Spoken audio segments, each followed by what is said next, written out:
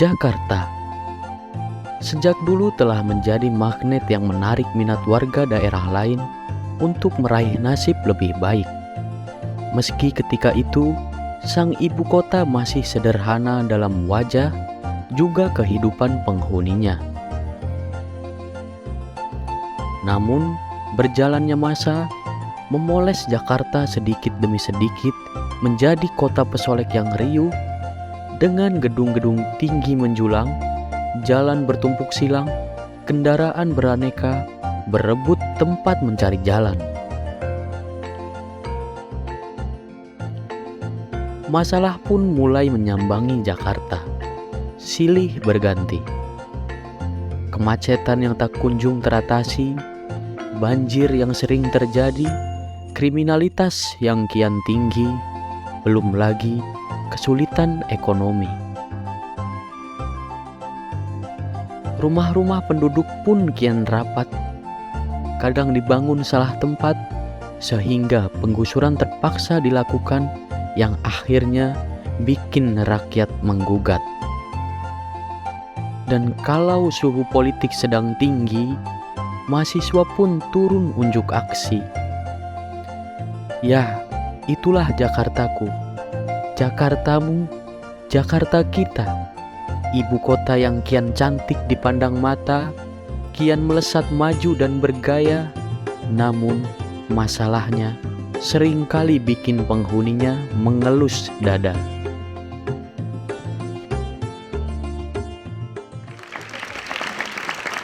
Anda pemirsa di rumah, jumpa dengan saya Nuthaila Anwar yang akan memandu acara Forsimaba.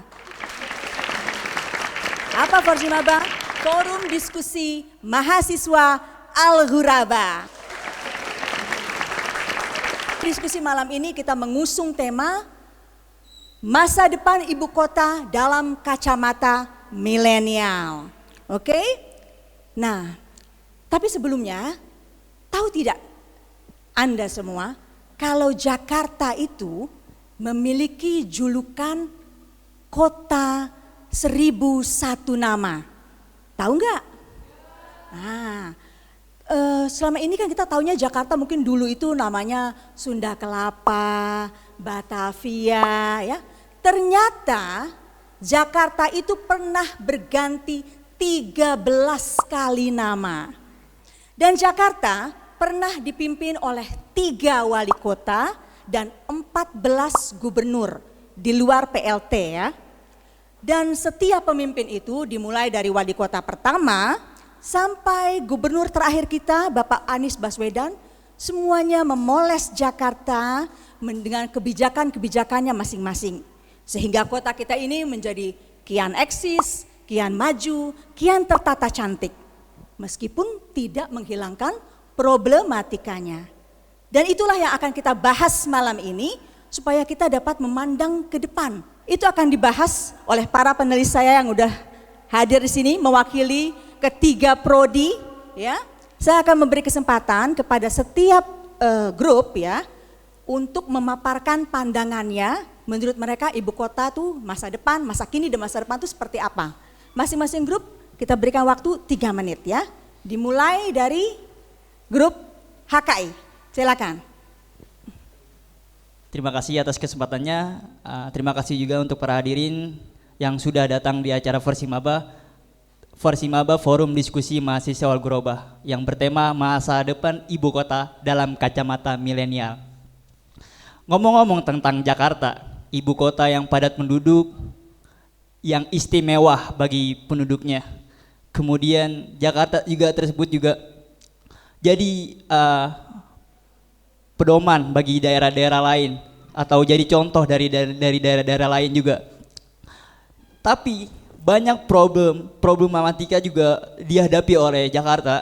Pertama, kepadatan penduduk. Kedua, kemacetan.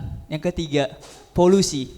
Yang keempat, banjir. Yang kelima mungkin yang banyak isu yang terjadi, Jakarta akan tenggelam.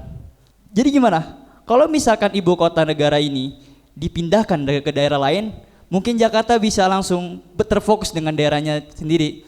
Kemudian juga Dalam ibu kota negara ini ada banyak yang harus kita evaluasi untuk kedepannya tentang IKN Nusantara mungkin yang isu sekarang sudah terjadi. Kemudian juga dengan banyak yang kontra dengan IKN Nusantara, dan itu juga banyak PR untuk kita. Terima kasih, mungkin itu saja. Wassalamualaikum warahmatullahi wabarakatuh. Jadi menurut kelompok HKI ya, dengan problematika tadi itu sebaiknya kita gimana? Ibu kotanya gimana sebaiknya?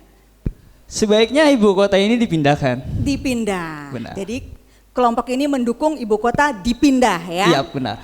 Oke, sekarang kita lempar ke grup PAI. Gimana Bang?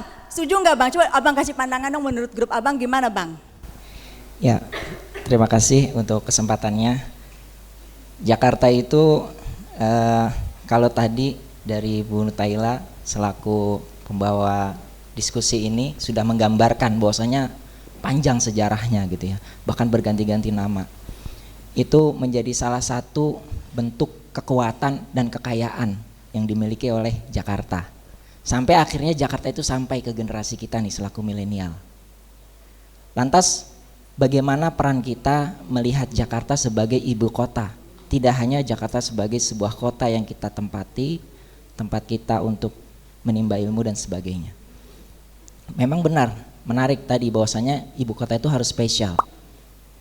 Kalau kita mau belajar lagi, menengok lagi ke runtutan sejarah, peran Jakarta sebagai ibu kota itu naik turun. Yang paling berperan menentukan naik dan turunnya peran Jakarta sebagai ibu kota adalah pemimpin yang mengendalikan kepemimpinan di Jakarta.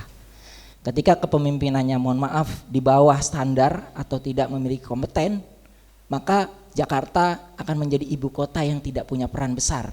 Jangankan untuk dunia, bahkan untuk Indonesia saja kurang.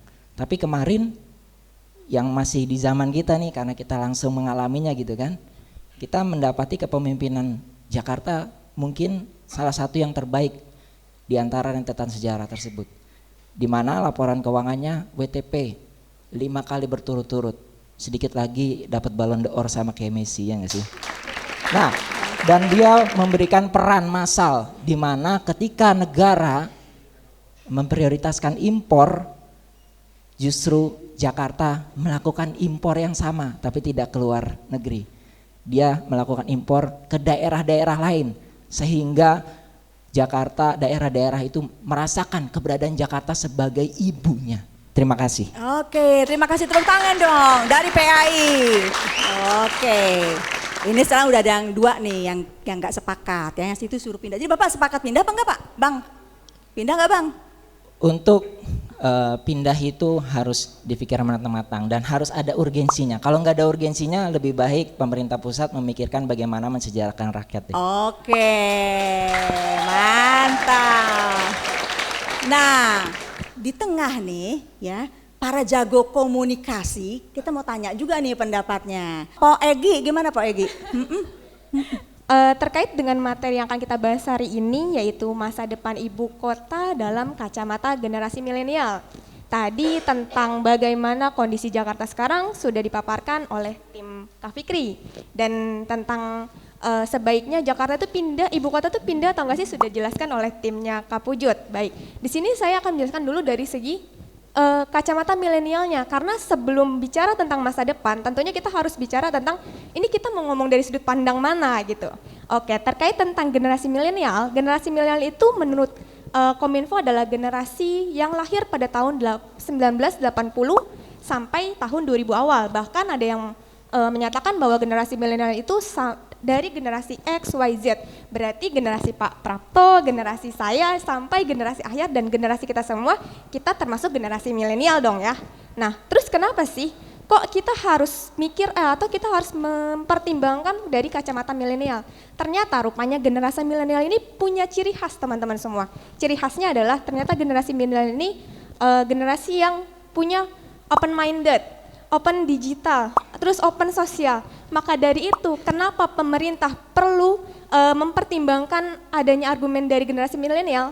Ternyata ciri-ciri generasi milenial sekarang ini selaras dengan perkembangan zaman sekarang. Baik, balik ke masa depan ibu kota. Benar kata Kak Fikri bahwa dengan kelayakan ibu kota, bahwa ibu kota itu seharusnya memang memiliki wilayah yang strategis ya. Jakarta strategis di Pulau Jawa. Lalu ibu kota itu harus bebas dari ancaman bencana. Nah, ancaman bencana di sini benar kata Pusat Statistik bahwa menyatakan Jakarta sekarang ini sudah berada di 1,5 meter di bawah permukaan laut. Adanya berita tentang tenggelamnya Jakarta itu ternyata benar karena Jakarta sudah diinfokan seperti itu. Tetapi bicara tentang pemindahan ibu kota ke kota lain, itu tidak segampang kita membalikan telapak tangan. Tentunya dalam pembangunan infrastruktur kita perlu adanya biaya. Menurut Kementerian PUPR untuk biaya pembangunan ibu kota baru itu tidak sedikit, sekitar dibutuhkan 446 triliun. Sedangkan APBN itu hanya memberikan sekitar 29 juta triliun yang seharusnya dari dana tersebut bisa digunakan untuk mengoptimalkan daerah 3T. Daerah 3T itu adalah daerah terdepan, terpencil, dan tertinggal. Ternyata di Indonesia ada sekitar 122 kabupaten yang tertinggal. Jadi terakhir menurut tim kami, apabila dari pertimbangan ibu kota harus dipindah, diharapkan perpindahan ibu kota ini dapat memberikan efek yang signifikan dan tepat sasaran. Tetapi apabila seandainya pemindahan ibu kota ini tidak sesuai dengan yang diharapkan, kami mengharapkan bahwa pemerintah dapat mengupayakan adanya upaya mitigasi apabila proyek ini gagal. Terima kasih. Wassalamualaikum warahmatullahi wabarakatuh. Oke, tepuk tangan dong. Keren-keren kan? Semuanya keren-keren dan semuanya mempunyai argumen yang insya Allah semuanya didukung dengan data. Oke, sekarang kita mau mulai nih. Oke, tadi kelompok HKI bilang sebaiknya ibu kota dipindah aja. Yang sebelah sini bilang jangan deh, sebaiknya di sini aja, ya kan Bang? Nah, sedangkan di tengah bilang boleh pindah, boleh juga enggak, gitu kan? Tergantung situasi. Nah, sekarang kita mempersilahkan nih, yang tidak mau pindah. Coba Bang, ditanya Bang, kenapa sih dia mau pindah Bang? Coba deh. Ada enggak pertanyaan, kenapa mereka mau pindah? Coba. Ya, masih dengan statement tadi saya di awal. Kalau memang mau pindah, jelas dong ada urgensinya. Nah sekarang tolong yakinkan kita nih para milenial, apa sih urgensinya gitu? Harus pindah. Kalau nggak urgen amat, ya mending saya setuju dengan yang dikatakan Egi. Lebih baik kita angkat ekonomi perbaikan di ratusan lebih kabupaten yang masih tertinggal tadi, dibanding hanya fokus pada satu titik yang nantinya menghabiskan biaya besar. Terima kasih. Oke, gimana Bang? Coba yakinkan kita kenapa sih mesti pindah? Ibu kota itu harus pindah karena dasar asas kesetaraan ekonomi terutama. Karena apa? Hanya Pulau Jawa yang ekonominya tinggi. Menurut BPS tahun 2020, Pulau Jawa itu menyumbang 57% dari pulau-pulau yang lain. Makanya sebab itu jangan hanya diserentak di Pulau Jawa gitu, ya kan? Sedangkan karena Pulau Jawa ini yang dispesialkan, presiden aja hanya Pulau Jawa. Apakah negara Jawa? Gitu alasannya. Karena apa? Kalau misalkan kita pindah ke Kalimantan atau Sumatera atau Papua, itu dia mengikuti pertumbuhan ekonomi di sana. Karena apa? Ya para pemerintah itu maksudnya gini, mempetakan gitu. Di situ semua ada fasilitas, dan juga di situ ada kelayakan hidup bagi mereka yang di sana. Karena apa? Karena di sana di ibu kota gitu jatuhnya. Pasti ada jaminan kelayakan hidup. Nah, maka dari situ kita harus mengambil keputusan, karena kalau misalkan ini terbuai atau terlampaui atau gimana gitu. Misalkan gini, kita ini mempersiapkan untuk masa keemasan Indonesia di tahun 2055. Ini hadiah untuk Indonesia. Karena Indonesia ini butuh perubahan gitu, dari evaluasi yang sudah ada gitu jatuhnya, dari evaluasi di Jakarta, dari evaluasi di kota-kota besar. Indonesia ini harus ada perubahan, makanya dikembangkan mungkin kalau misalkan suatu pekerjaan dinaungi dengan evaluasi yang sudah ada, pasti insya Allah kerjaan itu bakal spesial gitu jatuhnya. Mungkin itu saja sih. Oh, Terima jadi kasih, menurut Mas. Abang Fikri ya, jadi semuanya jangan sentralisasinya itu di Jakarta, di Pulau Jawa, harus berbagi dengan daerah lain. Gimana menurut Pak Febri? Oke enggak? Coba disanggah.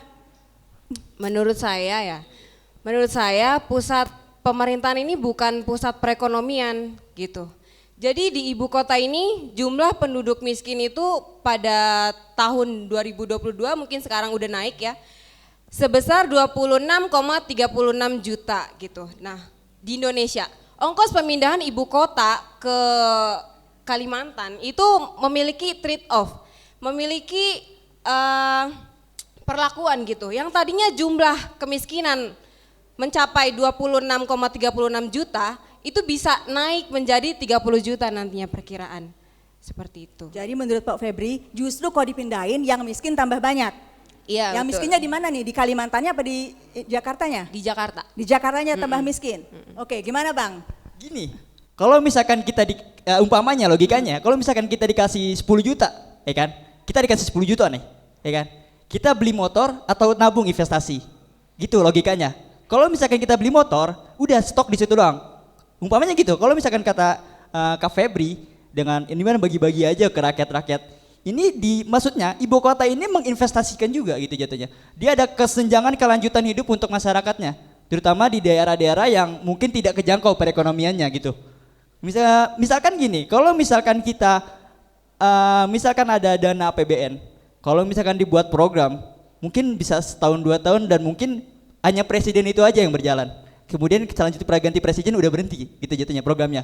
Makanya karena ada pemindahan ibu kota negara itu ya, bukan hanya ibu kota doang yang pindah. Contoh istana ini pindah ke istana ini, enggak. Perekonomiannya juga dibawa. Ada fasilitas. Misalkan ada tadi yang saya bilang ada kesehatan, ada fasilitas yang lain dan itu misalkan bukan hanya pemerintah doang yang urban ke situ. Masyarakat kecil juga urban ke situ. Interupsi. Gitu. Pembangunan LRT Palembang ini udah investasi mahal juga, tapi bukan malah melancarkan ibu kota, malah menambah beban APBD dan beban kota gitu. Jadi nggak masuk akal kalau untuk melancarkan perekonomian ibu kota. Kalau misalkan Oke, kita terus ngebahas IKN atau LRT atau MRT, ya kan? Mungkin ya, kalau misalkan LRT atau MRT ini juga jatuhnya contoh investasi kan, ya kan? Nah, karena pandangan masyarakat begini, aduh, saya bisa naik motor jalan, ngapain harus transportasi umum? Pandangan masyarakat ini harus diubah, terutama pandangan milenial gitu jatuhnya. Di sini di Jakarta terutama ada fasilitas kereta api, ada fasilitas LRT, ada fasilitas MRT, dipergunakan, trotoar semakin luas, dipergunakan. Itu maksudnya gitu. Di sini juga di Jakarta ini sering menggunakan kendaraan umum, kendaraan pribadi maksudnya, kendaraan pribadi. Kalau ke warung aja pakai motor, ya kan? Ke Alfa sini pakai motor, atau keluar atau sekolah aja nih kampusnya semua rata-rata pakai motor. Sedikit sekali yang pakai Oke. transportasi umum gitu. Oke, tunggu Bang. Ini kelihatannya Oke. nggak sabar mau tunjuk tangan. Bagaimana Pak Suprapto nih? Bicara perdebatan pasti tentu ada data ya. Jadi berdasarkan riset dari INDEF, Institute for Development of Economic and Finance, jadi pemindahan ibu kota Jakarta ke Kalimantan Timur di pasir utara Kalimantan Timur itu ternyata tidak dapat berdampak yang signifikan bagi perkembangan PDB, produk domestik bruto. Karena apa? Karena yang berefek aja itu cuma Kalimantan Timur, itu cuma cakupannya cuma 0,24%, Kalimantan Utara 0,02%, Kalimantan Selatan 0,1%, Papua Barat yang berdekatan dengan Kalimantan Timur hanya 0,01% juga. Sedangkan yang berdampak dari KN tentunya DKI dan Yogyakarta. Oke, sekarang ini kelompok komunikasi jadi sepakat dengan PAI. Sedikit tambahan ya Bu. Oke. Sebenarnya kita tidak pro dengan ini juga dengan pertimbangan-pertimbangan kami. Tapi ada sedikit menggelitik tentang karena Kak Fikri membahas tentang apa sih perekonomian gitu ya. Sebenarnya menurut kami pribadi pemindahan ibu kota bukan hanya dilihat dari satu aspek yaitu perekonomian. Benar kata Kak Febri tadi. Kita juga harus melihat bahwa kita tidak tidak boleh melupakan bahwa daerah Kalimantan itu adalah daerah hutan, salah satu daerah hutan terbesar di dunia. Masuk ke dalam poin ketiga, dia itu masuk ke urutan ketiga loh, di mana berarti bisa sebagai menjadi paru-paru dunia. Bayangkan jika seandainya Kalimantan itu dibangun infrastruktur untuk menunjang ibu kota, berarti akan mengganggu ekosistem dunia nggak sih nantinya gitu? Baik. Iya betul. Jadi ketika kita mau memindahkan ibu kota, banyak aspek yang mesti dilihat, termasuk paru-paru dunia itu. Nah ada jawabannya nggak Bang? Gimana tuh masalah paru-paru? Nanti kalau ibu kota dipindah rakyatnya jadi bengek gimana? Hah? Gara-gara paru-parunya rusak. Coba gimana Bang Teguh? Tadi kan memasalahkan masalah lahan untuk jadikan ibu kota. Jadi ini saya sudah telepon langsung diskusi sama orang sana. Orang Dan mana nih menurut Bang? Orang kata mana nih Bang? Orang mana? Kalimantan Timur. Orang Kalimantan, Ah. oke. Jadi menurut gubernur mereka, emang betul perkara hutan lindung. Nah yang dipakai sebagai lahan tersebut itu bukan hutan lindung. Walaupun pernah ditebang, ditanam nggak menghasilkan. Makanya kita jadi ya tengah-tengah. Nah sama seperti tadi awal-awal kita itu tampilkan masa-masa tentang Jakarta. Dari zaman Ali Sadikin, siapa hingga sekarang gitu kan. Nah kalau seandainya emang kita bisa di tengah-tengah itu menghidupkan kehidupan baru, terus kita juga dalam fungsi mendirikan ibu kota ini bukan hanya untuk sebagai foya-foya atau sebagai kemegahan gitu kan, tetapi kita juga mereboisasi yang lainnya juga gitu. Jadi kalau jawabannya insya Allah hutan lindung aman gitu. Nah ini kan hanya prediksi presiden kita saja nih, pengennya cepat 1 tahun 2 tahun, tapi mudah-mudahan semua pemerintah yang akan datang kita harap bisa melanjutkan usaha ini, lanjutkan terus, karena kalau seandainya ibu kota kita nggak pindah, resikonya ditakutkan Indonesia masuk 1 abad, tiba-tiba bencana, brak, datang tenggelam kita semua, kan begitu. Nah makanya kalau masalah tadi kayak Pak Suprapto, Sebentar Bang, Ya. Abang bilang dari tadi diulang-ulang tuh Jakarta bakal tenggelam, ada datanya nggak Bang? Ada. Bener nggak itu bakal tenggelam? karena setiap tahun itu Jakarta turun 2 cm. Nah dari setiap 10 tahun sampai saat ini Jakarta tercatat sudah Itu sedalam kata siapa tuh, 35 Bang? cm. Kata siapa?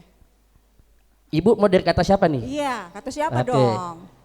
Pertama, karena saya ada kerja di Jakarta Utara, saya langsung survei di tempat. Oke, terus? Yang kedua, bisa dari media.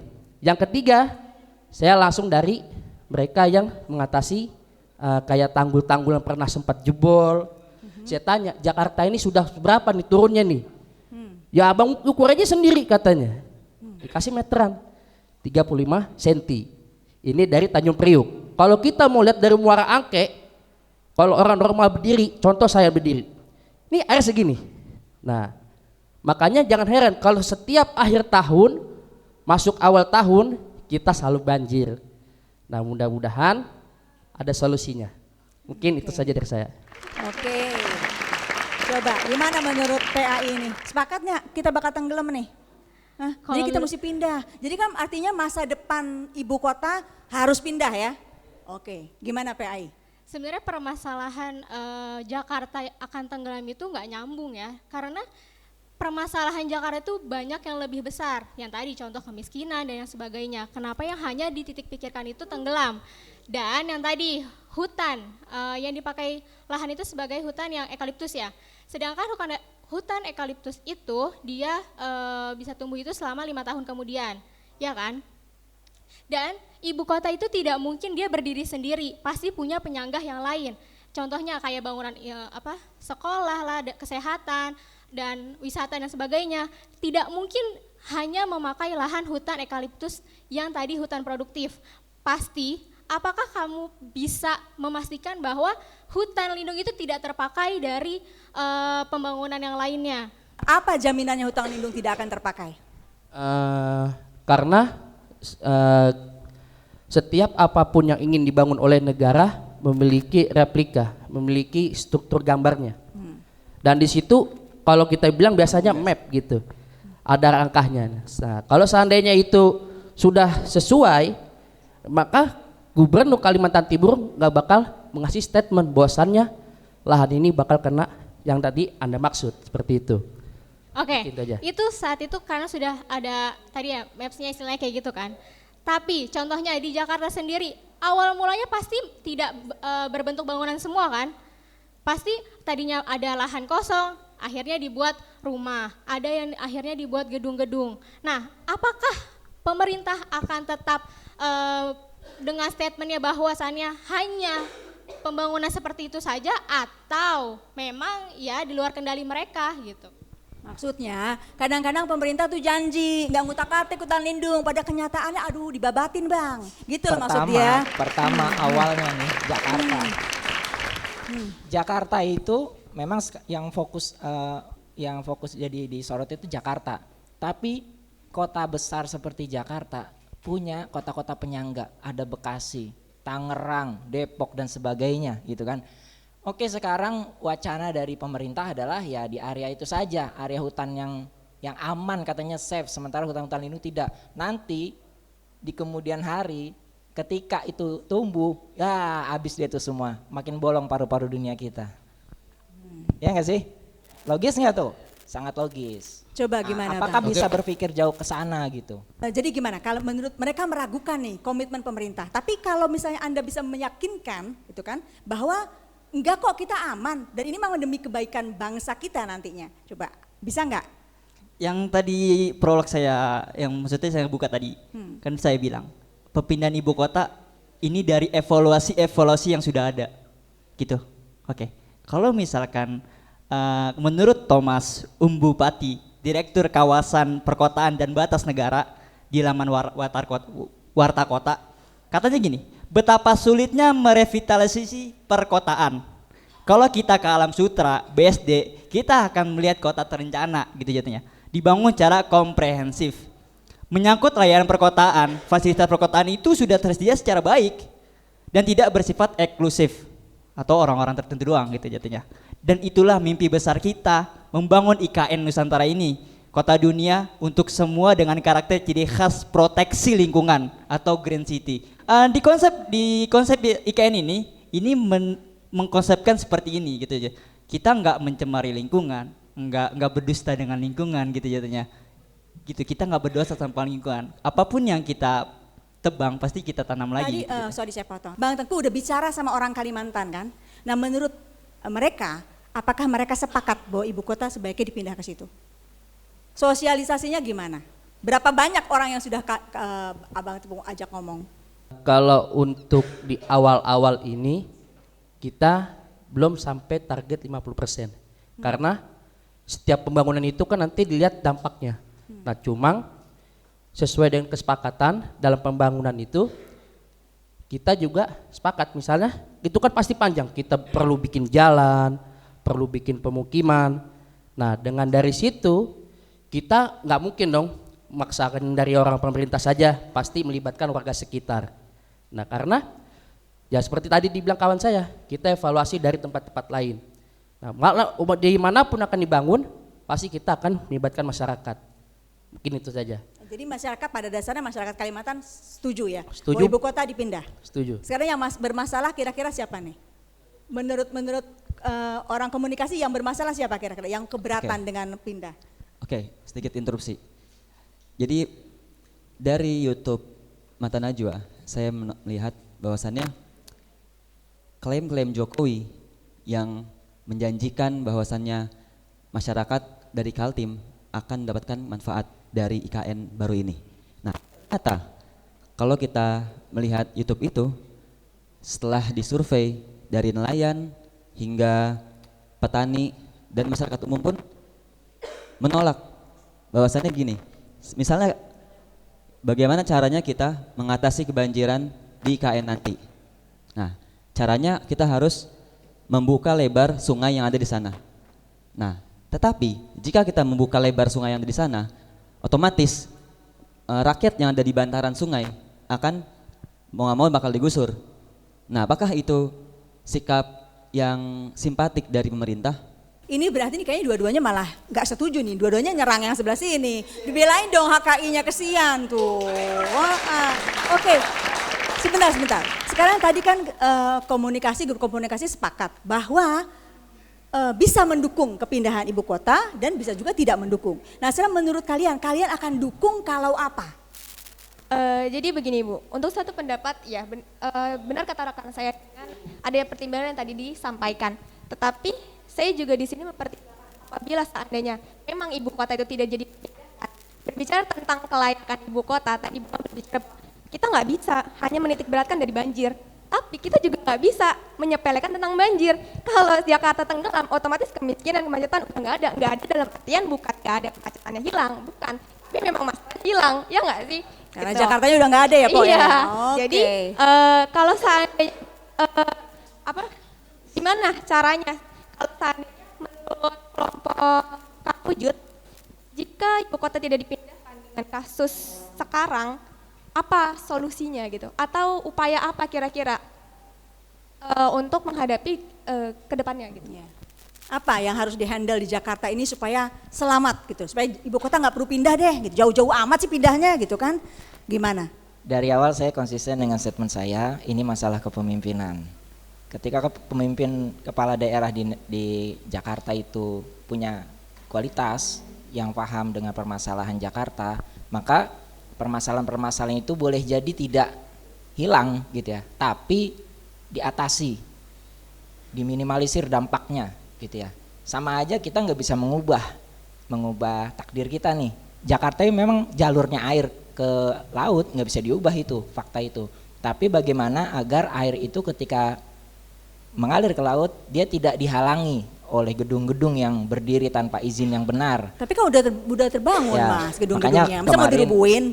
kita tidak melakukan hal yang ekstrim melanggar aturan gitu ya, tentunya ya, selalu ada dasarnya. Nah makanya sejauh pemimpin itu memiliki kebijakan yang tepat, maka permasalahan-permasalahan itu akan diminimalisir dampak negatifnya. Kemudian tadi saya tertarik dengan pernyataan dari grup Saudara Fikri ya, terkait dengan bahwasanya dengan pindahnya ibu kota akan menaikkan ekonomi gitu ya.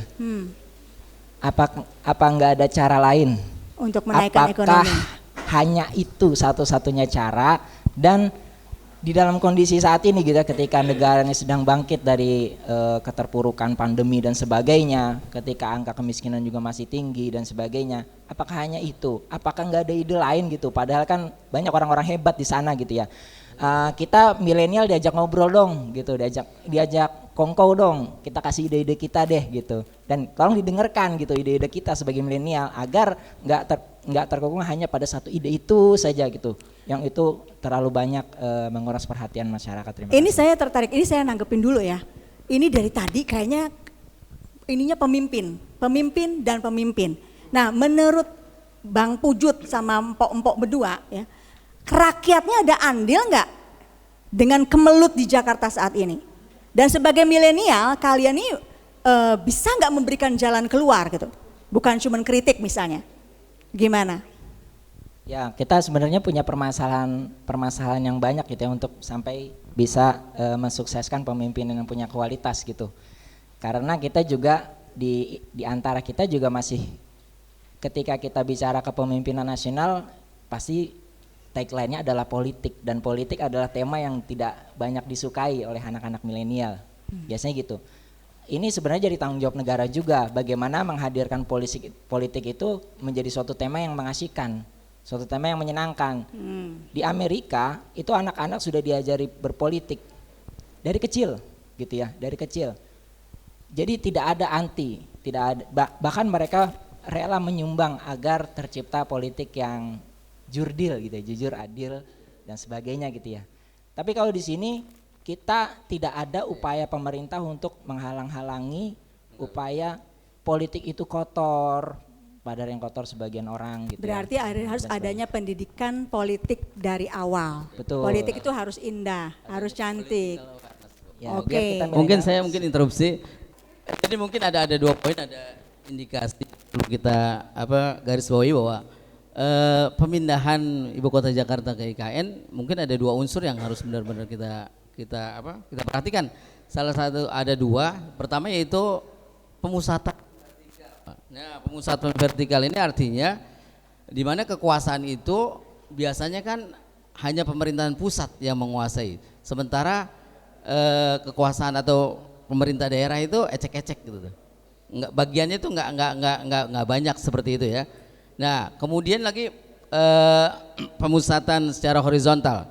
Ketika pemindahan Jakarta ke Kalimantan Timur ini akan membawa efek sektor-sektor lain seperti bisnis, industri dan lain sebagainya. Oleh karenanya pemindahan bisa enggak nih menjamin, siapa yang bisa menjamin ketika IKN pindah, ibu kota Jakarta pindah ke Kalimantan Timur ini bisa enggak? Bisa enggak semuanya menjamin gitu loh. Ntar semuanya ujuk-ujuk sama seperti Jakarta juga, numpuk juga di sana, kegiatan bisnis, industri dan lain sebagainya di sana, pemusatan pemerintahan di sana dan lain sebagainya. Jadi masalahnya itu ibu kotanya yang pindah apa pemilihan kotanya yang salah? Jadi menurut hemat saya waktunya belum momennya. tepat. Yang paling tepat Sesuatu kapan? yang baik itu belum tentu menjadi baik kalau momentum nggak dapat. Oke, momentum Gitu, yang Bu. tepat menurut Pak Suparto Momentum kapan? yang tepat itu slow down aja, santai sambil menggali riset-riset yang lebih mendalam Tapi katanya nanti keburu tenggelam. dong. Gimana dong? Enggak begitu juga caranya. Bukan tenggelam maksudnya itu. Interupsi. Kalau memang untuk membangun ekonomi, memastikan kesetaraan tadi harus dengan pindah ibu kota. Kita punya 37 provinsi. Apakah kita harus dipindah 37 kali untuk menjamin pemerataan ekonomi di Indonesia? Nah, Pastikan. oke. Ini menarik. Sebelum dijawab, saya mau lempar ke penonton dong. Dari tadi penonton diem aja kan. Menurut penonton gimana? Saya mau tahu dong salah satu mungkin dari bapak atau ibu dosen ada yang berpendapat sepakat nggak dengan salah satu dari mereka? Ada yang mau menanggapi? Oke, silakan. Assalamualaikum warahmatullahi wabarakatuh. Waalaikumsalam warahmatullahi wabarakatuh. Perkenalkan, nama saya Agil dari Prodi PAI. Pertanyaan saya untuk kakak-kakak yang berada di depan. Dari tadi kita bicara tentang masa depan ibu kota. Jadi ada pro kontra masalah kalau ibu kota tetap di Jakarta, nanti Jakarta akan tenggelam. Lalu apabila ibu kota pindah ke Kalimantan nanti ada penggundulan hutan, nanti paru-paru kita bisa berpengaruh ya gitu. Nah, pertanyaannya, apa peran penting kita sebagai milenial yang bisa kita ambil, yang bisa kita lakukan? Qadarullah nanti ke depan kita nggak ada yang tahu nih masa depan ibu kota apakah tetap di Jakarta atau pindah ke Kalimantan, karena itu keputusan daripada pemerintah kita ya. Kita hanya bisa ngasih kritikan-kritikan atau solusi-solusi buat pemerintah. Kita bicara soal masa depan negara, bukan hanya bicara tentang masa depan ibu kota. Jadi apa peran penting kita? Misalkan ibu kota tetap di Jakarta, apa yang harus kita lakukan untuk mengatasi masalah-masalah kayak tadi Jakarta mau tenggelam, dan jikalau ibu kota itu pindah ke Kalimantan, apa yang harus kita lakukan untuk paru-paru kita tidak terganggu tadi, nelayan dan para petani juga tetap sejahtera di sana, itu apa yang harus kita lakukan? Cukup sekian, terima kasih. Wassalamualaikum warahmatullahi wabarakatuh. Terima kasih. Mas Aziz, ada yang mau nanggapi? Seandainya Jakarta ibu kota itu dipindahkan ataupun nantinya tidak jadi dipindahkan, saran saya ketika dengan permasalahan ibu kota yang sekarang, pemerintah harus membagi zona yang dimaksud tadi itu kayak seperti Pak Prapto tadi, dibagi di mana industri di mana, ini di mana gitu, dan pusat pemerintahan di mana. Dan tetapi antara zona dengan zona lainnya harus saling terhubung dengan infrastruktur yang baik. Kedua, apabila ibu kota dipindahkan, kita di sana kita nggak tahu nih gimana, apakah dari sisi pendidikan lebih baik dari Jakarta atau enggak. Kalau seandainya pendidikan di Kalimantan itu justru lebih buruk dari Jakarta, bukankah nanti akan malah yang seharusnya tadi mensetarakan itu nggak terrealisasi dong? Karena mungkin ketika ibu kota dipindahkan ke sana, maka tadi yang dibilang ibu kota itu seperti magnet, semua akan pindah ke sana. Kalau semua pindah ke sana, berarti warga lokal sana pun akan terpinggir juga nggak sih? Maka pemerintah perlu mengawali dengan pembekalan pendidikan di warga setempat. Kedua, apabila ibu kota dipindahkan ke Kalimantan, pemerintah pun harus lebih memperhatikan livelihood dari masyarakat lokal gitu, atau mata pencarian di sana. Ketika kita di sana tahu bahwa mata pencarian di Kalimantan itu adalah bertani, berburu, dan memanfaatkan hasil hutan, maka pemerintah pun nggak bisa semata-mata mengubah Kalimantan menjadi ibu kota, membangun infrastruktur yang baik demi menunjang sarana dan prasarana kebutuhan ibu kota, tapi tidak memperhatikan bagaimana masyarakat setempat bisa mendapatkan kebermanfaatannya juga. Gitu. Oke, saya mau mengambil contoh ya, Malaysia, ya, ibu kotanya apa? Kuala Lumpur. Tapi pusat pemerintahannya di Putrajaya. Kira-kira kalau kayak begitu bisa nggak Indonesia dibuat? Seharusnya bisa, Pak. Bisa nggak kalau pusat pemerintahannya aja yang pindah, bukan ibu kotanya? Saya coba jawab ya. Semua bisa. Tadi berbalik kepada argumentasi saudara Pujut bahwa semua tergantung pada pemimpin yang berpikir kritis tuh. Sekarang saya bercoba membalik dari keadaan yang semula, di mana tadi yang dipermasalahkan adalah krisis kemiskinan dan paru-paru dunia tadi kan. Lah, sekarang begini logikanya. Yang berpindah itu cuma ibu kota. Artinya apa? Pemerintah itu mempunyai free place tuh, hak istimewa. Hak istimewanya apa? Pemerintah. Artinya Jakarta tetap dikontrol tuh perekonomiannya. Jadi begitu. Kemiskinan kita rubah, kita minimalisir. Lalu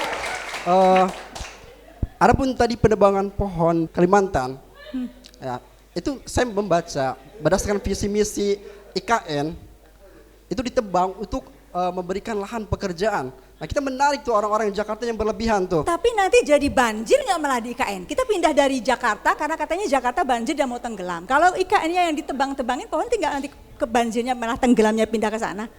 Karena Kalimantan juga ada laut kan dikitarin juga. Gimana? Nah itu gunanya adanya apa itu arsitektur tuh, dibangun infrastruktur untuk menanggulangi hal demikian kan.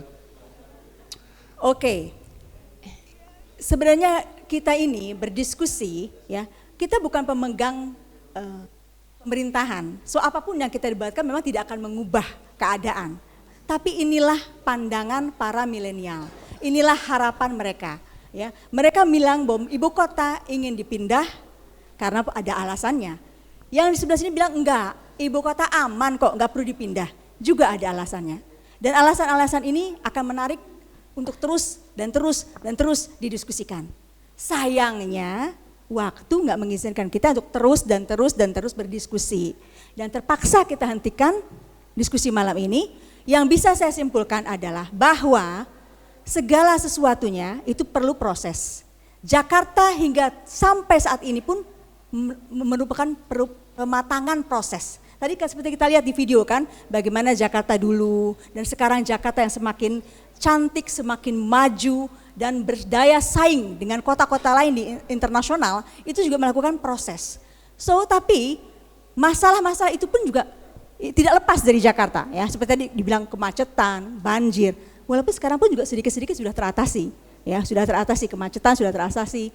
Tapi apa ya pandangan yang masalah apa tuh Jakarta akan tenggelam? Tentu kita akan melihat apa kata ahli yang selanjutnya untuk menyelamatkan Jakarta itu. Ya, saya kira diskusi ini sangat menarik dan kita akan kembalikan kepada pemegang kekuasaan. Bagaimana baiknya ibu kota kita? Inilah harapan para milenial. Ya, tentang masa depan ibu kota mereka, ya, ibu kota kita semua. Ya. Kita terpaksa mengakhiri diskusi kita kali ini. Saya mengucapkan terima kasih.